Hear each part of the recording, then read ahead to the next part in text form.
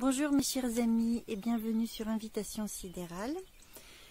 Je suis ravie de vous retrouver aujourd'hui pour cette vidéo sur Vénus et sa conjonction avec le Soleil, puisque c'est une conjonction magnifique.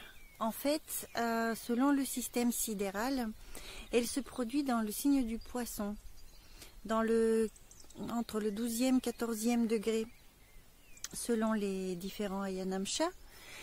Et vous savez que Vénus est exaltée dans le signe des Poissons. Donc, une conjonction dans ce signe pour Vénus est juste magnifique et on en a grandement besoin dans ce moment de difficulté pour le monde, pour l'humanité entière et probablement personnellement pour certaines personnes dans leur vie personnelle. Alors, j'aimerais bien vous faire une lecture de cette conjonction un peu élargie, en vous expliquant qu'est-ce que c'est qu'une conjonction avec le Soleil, déjà du point de vue de l'astrologie antique, qui considérait le Soleil comme la représentation même de Dieu, créateur. C'est-à-dire que, comme c'est notre principale source de lumière, et comme en fait la création s'exprime par la lumière, par l'énergie, par la lumière, par les ondes, et qu'en quelque sorte Dieu est lumière, ceci a amené les anciens à considérer également le Soleil tout simplement comme une expression de Dieu lui-même, la source qui nous parle, qui est la plus proche pour nous. Cela signifiait que toute planète qui était en conjonction avec le Soleil avait en réalité une espèce de réunion privée avec le Créateur, et que du coup elle était morte, puisque c'est à ce moment-là que nous rejoignons pleinement cette autre dimension qu'on appelle Dieu, ou Créateur, ou Univers, ou ce que vous voulez. La source de lumière. Donc le moment de la conjonction est en réalité un moment où la planète en question est reprogrammée. Elle rencontre son Créateur et elle reçoit des nouvelles informations selon l'endroit où elle se trouve dans le zodiaque.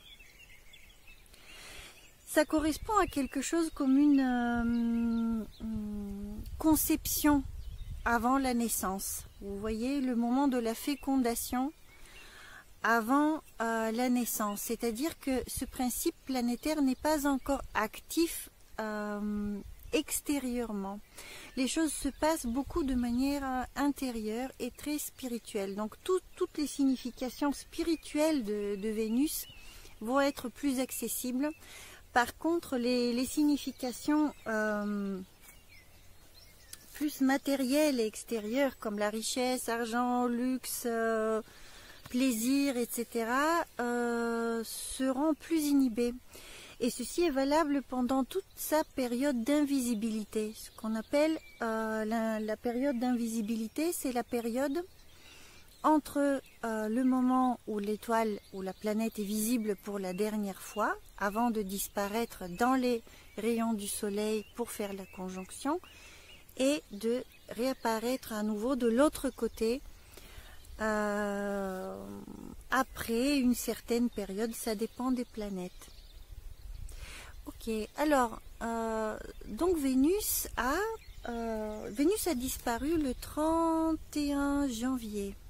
Le 30 ou le 31 janvier, et elle a une période d'invisibilité assez longue en ce moment. Elle va réapparaître uniquement fin avril, le 22, je crois, dans le signe du Bélier sidéral. Et j'aimerais bien vous dire en fait que, vous savez, selon sa position par rapport au Soleil, Vénus pourrait être soit étoile du matin, soit étoile du soir. Quand elle est étoile du matin, on la voit se lever avant le Soleil, donc elle annonce le jour, et c'est une énergie active et masculine, et qui était représentée par Athéna, Pallas, la déesse de la guerre, de la victoire et de la guerre juste, de la sagesse, de la raison, etc. Contrairement à Athéna, et donc, pardon, j'ai oublié de vous dire, ça correspond à Inanna d'Akkad chez les Mésopotamiens. Puisque c'est très ancien comme concept en fait. Voilà. Contrairement à cette Vénus-là, quand elle se montre en tant qu'étoile du soir, elle correspond plutôt à Aphrodite. Et pourquoi? Puisque elle se montre pour la première fois après le coucher du soleil à l'horizon ouest. Et du coup, elle représente une énergie féminine. Elle annonce la nuit. Et donc là, elle va retrouver toutes ces significations de plaisir, de détente, de prendre du bon temps, de commodité, de chercher le luxe, etc. Plus proche du taureau, en réalité, de ce qu'elle signifie en tant que maître du planétaire du taureau. Elle correspond également à Inanna d'Uruk, en Mésopotamie. Donc maintenant, on se trouve dans quelle phase?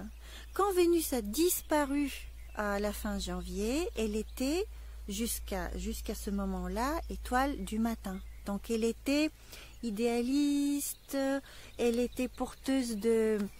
elle menait la bataille, elle avait un côté militant presque, cette Vénus-là. Et puis j'ai remarqué que quand elle a disparu pratiquement au même moment, puisque ça s'est fait en même temps qu'elle a fait une conjonction avec Pluton et qu'elle est rentrée dans le signe du Capricorne avec Pluton ensemble en sidéral, et donc j'ai remarqué que c'était un moment où beaucoup de discorde a commencé à apparaître. Vous voyez la déesse Athéna qui se rapproche plus de la Vénus de la Balance, du coup, par sa qualité raisonnée, aérienne. Les signes d'air sont plutôt masculins, vous voyez. Donc c'est Athéna qui symbolise cette diplomatie, ce lien social qui se fait. Et puis ces sages décisions de stratégie et même dans les relations, avec une certaine maîtrise. Quand elle disparaît en tant que principe tangible pour nous, eh bien, toute cette diplomatie, j'ai trouvé qu'elle commençait à faire défaut, et j'ai été témoin à beaucoup de problèmes relationnels autour de moi. Ça a été vraiment évident. Un manque de lien social, un manque de compréhension mutuelle, un enfermement des personnes, une polarisation, puisque Mars était très fort en même temps et visible, seule planète visible dans le ciel, donc beaucoup d'agressivité, beaucoup de disputes, etc. Et donc elle a cruellement manqué ce lien, en fait. Bien que je vous parle d'une planète de nature masculine, quand elle est étoile du matin, c'est malgré tout une planète féminine, et donc ce lien qui est une qualité à la base féminine commençait à manquer. Et j'ai aussi eu les récits de personnes qui se sont senties en tant que femmes en difficulté pour beaucoup de choses. Alors maintenant, donc, cette phase de disparition de Vénus, c'est-à-dire sa mort symbolique, la fin d'un cycle a été atteint à la fin janvier. Tout ce temps depuis jusqu'à la conjonction qui se fait demain, le 26 mars, toute cette période était en fait comme une dégradation permanente de ces liens, une purification. Vous voyez, elle rentre dans une période de purification. Et même dans la mythologie mésopotamienne, on retrouve Inanna qui descend dans les enfers, et que pour entrer dans les enfers, elle enlève 7 fois à 7 portes, elle enlève une fois ses bijoux, une fois sa tunique, une fois... autre chose, je vous raconterai ça probablement une autre fois en détail. Mais vous voyez, on se défait de certaines relations, certaines illusions peut-être. Et c'est un moment de purification qui arrive à son pic au moment de la conjonction. Et au moment de la conjonction qui est maintenant en Poisson, ce principe-là qui est Vénus de l'amour, au fond c'est l'amour, est reprogrammé. C'est comme si, vous voyez, dans des termes contemporains, en fait, elle va commencer à vibrer autrement, Vénus. Et le fait que ça se fasse dans les Poissons est vraiment quelque chose de très très sympa, parce que vous savez, Vénus exaltée dans le signe des Poissons est plus forte même que Vénus à trône. Les planètes exaltées sont même plus magnifiques encore que les planètes à trône. Donc, Vénus, c'est quoi? Vénus dans les Poissons a un lien vraiment avec l'amour très spirituel, quelque chose qui est très proche de l'amour universel, de l'amour inconditionnel, de la dévotion. Et quand je dis la dévotion, c'est pas forcément envers une divinité précise. Ça pourrait être vraiment chacun à sa manière. Et même dans les relations, il se met en place quelque chose de vraiment très généreux, très compatissant, et quelque chose qui recherche à nouveau le lien. Et je pense, en regardant autour de moi, qu'on a vraiment besoin de refaire les liens.